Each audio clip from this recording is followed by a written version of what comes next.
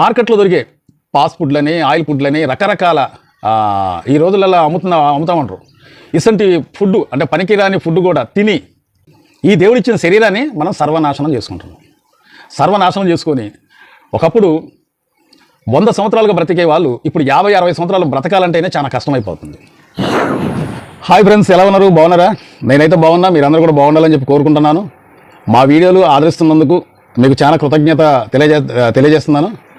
మా వీడియోలు ఇలాగే ఆదరించండి. మంచి మంచి వీడియోలు చేసి మీ ముందరకు వద్దామని చెప్పి నేను ప్రయత్నిస్తున్నాను.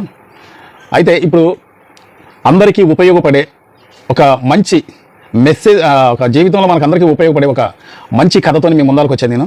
కొంతమంది జీవితంలో కొన్ని పొరపాట్లు చేస్తూ ఉంటారు. వారు ఏంటంటే వారి ఆరోగ్యం కూడా ఎలా ఉందో ఏందో చూసుకోకుండా కొన్ని వ్యసనాలకు వాళ్ళకు గురైపోయి అది ప్రాణం మీదకి తెచ్చుకుంటూ ఉంటారు. ప్రాణం మీదకి ఎలా తెచ్చుకుంటారంటే, అంటే వ్యసనాలు అంటే మామూలుగా మద్యపానం అని, సిగరెట్లని, ధూమపానం అని, ఇట్లా కొన్ని వ్యసనాలకు గురయ్యి, అలాగే కొన్ని మన గుట్కాలు ఉంటాయి. ఆ గుట్కాల ద్వారా కూడా క్యాన్సర్ అని, తర్వాత నోట్లో అల్సర్ రావటం, ఇట్లా కొన్ని అలవాట్లకి వాళ్ళు లోనైపోయి దానికి బానిస అయిపోయి ఈ దేవుడిచ్చిన ఈ శరీరాన్ని పాడు చేసుకుంటూ ఉంటారు. అంటే వాళ్ళు మన సాకుగా ఏం చెప్తారంటే, అంటే కొంతమంది వర్క్ చేసేటోళ్ళు ఉంటారు.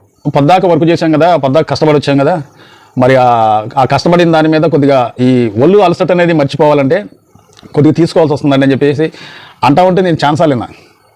అయితే అలా ఈ రోజున కొద్దిగా తీసుకుంటే కొన్ని రోజుల తర్వాత ఇంకొద్దిగా ఎగస్ట్రా అయింది, ఇంకొన్ని రోజుల తర్వాత ఇంకొద్దిగా ఎగస్ట్రా, అలా దానికి బానిస అయిపోయి మన శరీరాన్ని కూడా పాడు చేసుకొని అనారోగ్యం పాలవుతూ ఉంటారు.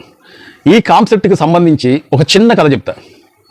ఒక ఊరిలో ఒక రాజు, అంటే మన రాజ్యాన్ని వెళ్ళే రాజు, అతనికి ఒక మంచి అలవాటు, అంటే అతనికి ఒక మంచి అలవాటు అనేది ఉంటుంది అనమాట. ఏ అలవాటు అంటే, ఆ ఊరిలో అతని పుట్టినరోజు ఎప్పుడైనా సరే, అతని పుట్టినరోజు వచ్చిందంటే ఒకరోజు ముందాల అతని సైన్యాన్ని తీసుకొని, కొంతమంది సైన్యాన్ని తీసుకొని అడవికి వెళ్ళి వేటాడి అతనికి ఇష్టం వచ్చిన ఒక పక్షులే కానీ ఇంక వేరే కానీ తీసుకొచ్చేసి ఆ వేటాడి అంటే స్వయంగా ఆయన వేటాడి తీసుకొచ్చి అతను వేటాడి మన ఆహారంగా తీసుకునే అలవాటు అనేది ఉంటుంది. అయితే అలాగా అతను పుట్టినరోజు వస్తుంది, అతను ఏం చేస్తాడంటే కొంతమంది సైన్యాన్ని తీసుకొని అతను అడవిలోకి వెళ్ళిపోతాడు. అడవిలోకి వెళ్ళిపోయిన తర్వాత ఈ రాజుగారు ఏం చేస్తారంటే, ఎంతసేపు తిరిగినా కానీ ఈ సైన్యం మొత్తం రాజుగారికి దొరకదు, ఏ పక్షి దొరకదు, ఏ జంతువు దొరకదు. సరే ఏం చేస్తారంటే లాభం లేదని చెప్పేసి కొంతమంది సైన్యాన్ని తూర్పు, పడమర, ఉత్తరం, దక్షిణం ఈ విధంగా అందరిని పంపించేస్తాడు. పంపించేసిన తర్వాత ఈ సైన్యం వెళ్ళిపోతారు, కానీ అడవిలో వీళ్ళందరూ కూడా దారి తప్పిపోతారు. సరే ఇక రావట్లేదు అని చెప్పేసి ఇతను ఏం చేస్తారంటే, ఏదో ఒక అడవి లోనకి వెళ్ళిపోయి ఇతను కూడా దారి తప్పిపోతుంది. కానీ ఎవరికి వారే అసలు ఎవరు కూడా కలవకుండా మొత్తం దారి తప్పిపోవడం వల్ల ఎండ అనేది విపరీతంగా, అసలు ఏదైనా మంచినీళ్ళు లేకపోతే ఇక సోయి తప్పిపోయేంత స్టేజ్కి వచ్చేస్తారు రాజుగారు. ఎందుకంటే సున్నితమైన ఒక ఒంటి ఆయనకున్న అలవాట్లు కాబట్టి అసలు మంచినీళ్ళు ఎక్కడ చూసినా దొరకవు. ఆ టైంలో ఏం చేస్తారంటే, ఒక చెట్టు కింద కూర్చొని దాహం అనే టైంలో ఒక పుల్లలు కొట్టుకొని అమ్ముకొని ఆయన అటువైపు నుంచి వస్తూ ఉంటాడు.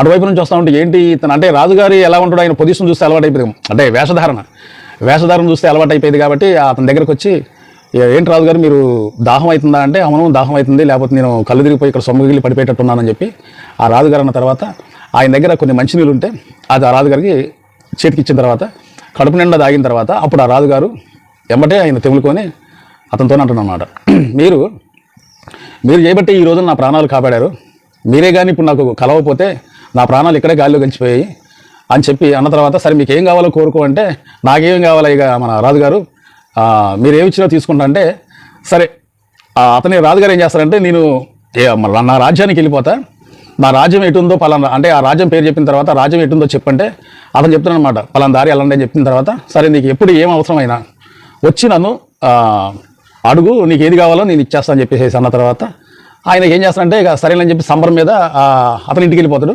రాజుగారు కూడా రాజ్యానికి వెళ్ళిపోతాడు. వెళ్ళిపోయిన తర్వాత ఇతను ఏం చేస్తారంటే అతని భార్యతో చెప్తాడు, ఈ రోజున పలానా రాజ్యం గల రాజు అనేది దారి తప్పిపోయిందట, అతని సైన్యం కూడా నలుదిక్కులకు వెళ్ళారు కానీ ఎవరు కూడా రాజు గెలవలేదు, వాళ్ళు కూడా చెదిరిపోయారు, చెదిరిపోవడం వల్ల రాజుగారికి దాహం అయితే ఇలా నా దగ్గర ఉన్న మంచినీళ్ళు ఇచ్చా అని చెప్పి అతని భార్యతో చెప్పిన తర్వాత, సరే నీకేమైనా ఇచ్చిండ్రా అని చెప్పేసి అన్న తర్వాత ఆయన దగ్గర ఏముంది ఆ టైంలో ఏమీ లేదు, నీకేమైనా కావాలంటే రాజ్యానికి వచ్చి అడుగు, నేను అక్కడ ఏం కావాలన్నా కానీ నువ్వు కోరుకుంది నేను ఇచ్చేస్తాను తర్వాత అని చెప్పిండు రాజుగారు. అంటే సరేలేండి, మరి కొన్ని రోజులు టైం అయితే రాజుగారు మిమ్మల్ని మర్చిపోవచ్చు, మీరేం చేస్తారంటే నెక్స్ట్ అంటే తెల్లారే మీరు వెళ్ళండి, వెళ్ళిన తర్వాత మనకి ఏదైనా కావాలితే ఇస్తాడని చెప్పి అన్న తర్వాత సరేలే నువ్వన్నమాట నేను కాదనని చెప్పేసి భార్య మాట విని అతను తెల్లారే ఆ రాజ్యానికి వెళ్తానమాట. ఏది రాజుగారికి మంచినీళ్ళు పోసిన ఆ వ్యక్తి వెళ్ళిన తర్వాత రాజుగారు అంటే మన సైనికులు ఉంటారు కదా, వాళ్ళు ఏం చేస్తారంటే గేట్ దగ్గరికి వెళ్ళిన తర్వాత ఆ ద్వారం దగ్గరికి వెళ్ళిన తర్వాత లోనకు పోనీరు. ఎవరు నువ్వంటే ఆ రాజుగారు నాకు ఇలా కలిస్తే నిన్న ఆయనకి దాహం అయితే నేను మంచినీళ్ళు ఇచ్చాను, ఆ రాజుగారు మీకు ఎప్పుడు అవసరం పడినా కానీ రమ్మనంటే వాళ్ళు కిందకి పైకి వస్తారు.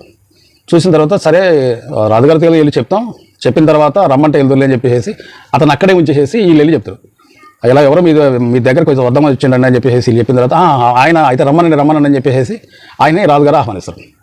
రాజుగారు ఆహ్వానించిన తర్వాత రాజుగారు బాగున్నారా, మీరు నిన్న చేయబట్టి నేను నా ప్రాణాలు కాపాడారు, మీరు లేకపోతే చనిపోయేవాడిని అని. సరే నీకేం కావాలో కోరుకో అంటే మీరు ఏది ఇచ్చినా తీసుకుంటానండి, నేనేం కావాలో నేనైతే చెప్పను రాజుగారు అని చెప్పి ఆ వ్యక్తి అంటాడు. అన్న తర్వాత ఈ రాజుగారికి కొన్ని వేల ఎకరాల గంధపు చెక్కల తోటలు అనేవి ఉంటాయి అన్నమాట.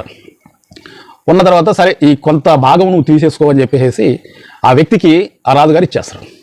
ఇచ్చేసిన తర్వాత ఎక్కడ లేని ఆనందం, ఎక్కడ లేని సంతోషం, ఉప్పొంగిపోయే సంతోషం అనేది ఏంది మామూలు విషయం. మరి అంత పెద్ద తోట ఇచ్చిందంటే అంటే అన్ని ఎకరాలు కాదు, కొంత భాగం ఇచ్చిన తర్వాత ఇక నాకన్నా ఇక సంతోషవంతుడు ఎవరు లేరు, రాజుగారు నన్ను గుర్తించేసి ఇంత సంపద నాకు ఇచ్చిందని చెప్పేసి ఆనందంతో ఇంటికి వెళ్ళి భార్యతో చెప్పిన తర్వాత ఆహా ఎంత దేవుడు మన వైపు ఉన్నాడు, చాలా అదృష్టవంతులం మనం, రాజుగారు ఇంత తోట ఇచ్చింటే మనకు తిరిగేలేదని చెప్పేసి వాళ్ళిద్దరు అనుకున్న తర్వాత సరే తెల్లారి కంచి ఏం చేస్తాడు ఈ వ్యక్తి, రోజు ఆ తోటలో ఉన్న చెట్లను ఒక్కొక్క రోజుకు ఒక చెట్టు నరికేయటం, కాల్చేయటం, బొగ్గులుగా చేసుకొని గంధపు చెట్లని పెద్ద పెద్ద వృక్షాలన్నమాట బొగ్గులుగా చేసుకొని ఆ బొగ్గులను తీసుకెళ్ళి మార్కెట్లో అమ్ముకోవడం.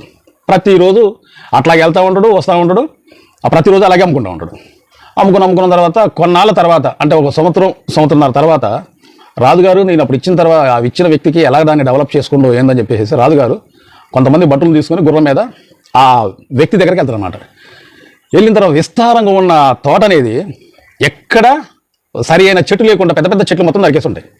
రాజుగారు ఆశ్చర్యపోతారు, అరే ఇంత పెద్ద తోట ఇచ్చాను, ఇన్ని ఎకరాలు ఇచ్చాను నేను, ఏది ఎక్కడ చూసినా కానీ నాకు అరణ్యంలాగా ఉండే చెట్లు అనేది బీడు బారిపోయి మొత్తం ఎక్కడ చూసినా కానీ నాకు పెద్ద పెద్ద చెట్లు లేవు, పెద్ద పెద్ద వృక్షాలు లేవు, ఏం చేసిండు ఇతనని చెప్పేసి ఆ గుర్రం వేసుకొని అలాగే లోనకి వెళ్తూ ఉంటే ఆ వ్యక్తిగా అనవుతాడు. ఆ వ్యక్తి ఎలాగా అనవుతాడు, గొడవలు పెట్టి ఒక పెద్ద వృక్షాలు నరుగుతూనే ఉంటాడు. ఆగాగు ఏం చేస్తున్నావు నువ్వు, అసలు ఏం తోట ఏంటి, మన పెద్ద పెద్ద వృక్షాలు ఉండేవి, ఈ గంధపు చెట్లు మొత్తం ఏం చేసావు, అమ్ముకున్నావా లేకపోతే సొంతం చేసుకున్నావా, అలా ఏం చేసావని అంటే అమ్ముకుంటామేంటి రాజుగారు, రోజుకు ఒక చెట్టు దాన్ని నరికేయటం, కాలబెట్టడం, పెద్ద పెద్ద బొగ్గులు చేసుకోవడం, దాన్ని అమ్ముకోవడం. ఆ బొగ్గులు అమ్ముకుంటే నాకు ఇంట్లో గడిచిపోతుంది రాజుగారు అన్న తర్వాత ఓ పిచ్చాడా, సరే నేను ఒక పని చేస్తా, ఆ పని ఒక పని చెప్తా నువ్వు చేస్తావా అంటే చెప్పండి రాజుగారు అంటే ఆయన ఆ చెట్టును కొట్టేటప్పుడు ఇంత ఒక ముక్క ఆ పక్కన ఉంటుంది, ఆ ముక్కను తీసేసి రాజుగారు ఆయన చేతికి ఇచ్చిన తర్వాత ఇది నువ్వు మార్కెట్లో తీసుకెళ్ళి అమ్మిన తర్వాత ఏమైనా డబ్బులు వస్తాయో లేదో ఒకసారి చూసిరాపో అని చెప్పి అన్న తర్వాత దీనికి డబ్బులు ఎలాగొస్తాయి రాజుగారు, బొగ్గులకు కదా డబ్బులు వచ్చి ఈ చిన్న మొక్క ఎవడు కొంటారు రాజుగారు అని చెప్పి ఆయన అన్న తర్వాత లేదు ఒకసారి నువ్వు ట్రై చేసి చూడు, ఎవరైనా కొంటారో అన్న తర్వాత సరేలేని చెప్పి కొన్ని మన ఒక సంచుడి అంతంత ముక్కలు తీసేసి దాంట్లో వేసుకొని సరే కొండరా అని చెప్పేసి ఒక సంత ఒకటి ఉంటే ఆ సంతలో పెట్టుకొని అమ్ముతూ ఉంటే ఎక్కడ లేని చుట్టుపక్కల ఉన్న జనాలు మొత్తం సంతలకు వచ్చిన వాళ్ళు మొత్తం కూడా అవి బేరం ఆడి తీసుకుంటారు అన్నమాట. బేరం ఆడి తీసుకున్న తర్వాత ఇతను కొట్టిన చెట్లు ఎన్నైతున్నాయో, ఆ బొగ్గులు కట్టుకొని కొట్టిన చెట్లు అయితే ఎన్నైతున్నాయో ఈ సంవత్సరం మొత్తం కూడా అమ్ముకున్న డబ్బులు కూడా ఆ ఒక్క సంచికి వచ్చేస్తాయి, ఆ సంచిడి చెక్కలకు వస్తాయి అనమాట. చెక్కలకు వచ్చిన తర్వాత ఇతను ఆశ్చర్యపోయి ఆ డబ్బులు పట్టుకొని వాళ్ళ రాజుగారి దగ్గరికి వెళ్ళిన తర్వాత ఓరి పిచ్చాడా, చెట్టుకి బొగ్గుకి ఇలువ తెలియని నువ్వు, అంటే ఈ చెట్టు నువ్వు బ్రతుకుతావని చెప్పేసి ఇది నీకు నేను ఇచ్చాను, నేను దేవుడిలాగా నేను ఇచ్చిన తర్వాత దీన్ని నువ్వు నాశనం చేసుకున్నావు అని చెప్పి అన్న తర్వాత ఆయన అక్కడికక్కడే ఆయన చేసిన పొరపాటు తెలుసుకొని చంపలేసుకుంటాడు ఆ వ్యక్తి. ఈ కథ మీకు ఎందుకు చెప్పానంటే దేవుడు మనకు ఈ శరీరాన్ని ఇచ్చిండు, కానీ దీన్ని మనం ఏం చేస్తున్నాం, సర్వనాశనం చేస్తున్నాం. చెడు అలవాట్లకు బానిసైపోయి మనం ఏం చేస్తున్నాం, మందని అలాగే మన గుట్కాలని సిగరెట్లని, బీడీలని, రకరకాల చెడు వ్యసనాలతోనే ఈ శరీరాన్ని నాశనం చేసుకొని కనీసం ఒక 80-70 సంవత్సరాలు ఉండేవాళ్ళు కూడా 50 సంవత్సరాల లోపే రకరకాల జబ్బులతోని చనిపోతామన్నారు. ఈ కథ మీకు ఎందుకు చెప్పానంటే, చెడు వ్యసనాలకు గురయ్యి, అదే కాకుండా మార్కెట్లో దొరికే ఫాస్ట్ ఫుడ్లని, ఆయిల్ ఫుడ్లని, రకరకాల ఈ రోజులలో అమ్ముతామంటారు. ఇసంటి ఫుడ్ అంటే పనికిరాని ఫుడ్ కూడా తిని, అంటే చూడటానికి రుచిగా ఉంటుంది, స్మెల్ మంచిగా వస్తూ ఉంటుంది, వాటి స్మెల్కి మనం ఆకర్షితులం అయిపోయి మనం తింటా ఉంటే మంచి రుసుకుందని చెప్పేసి ఈ బయట తినే ఫుడ్లు కూడా అలవాటు పడిపోయి ఎక్కడ లేని రోగాలు, కొత్త రోగాలు తెచ్చుకొని మన ప్రాణం తొందరగా మనమే పోగొట్టుకుంటాం. దేవుడిచ్చిన శరీరం అంటే అక్కడ రాజిచ్చిండు ఆస్తి, ఈ శరీరాన్ని ఎవరిచ్చిండ్రు? దేవుడిచ్చిండు. ఈ దేవుడిచ్చిన శరీరాన్ని మనం సర్వనాశనం చేసుకుంటున్నాం. సర్వనాశనం చేసుకొని ఒకప్పుడు 100 సంవత్సరాలుగా బ్రతికే వాళ్ళు ఇప్పుడు 50-60 సంవత్సరాలు బ్రతకాలంటేనే చాలా కష్టమైపోతుంది. ఈ కథ మంచి అంటే జీవితంలో ప్రతి ఒక్కరికి అవసరం పడే కథే కాబట్టి ఈ వీడియో నేను చేయాల్సి వచ్చింది. ఈ కథ మీకు నచ్చితే 10 మందికి షేర్ చేయండి. ప్రతి ఒక్కరు చూసిన వాళ్ళు ప్రతి ఒక్కరు కూడా లైక్ చేయండి. ఈ కథ మీకు ఎలాగుందో కామెంట్ చేయండి. సబ్స్క్రైబ్ చేసుకోవాలంటే సబ్స్క్రైబ్ చేసుకోవాలని చెప్పి కోరుకుంటున్నాను. సెలవు తీసుకుంటున్నాను.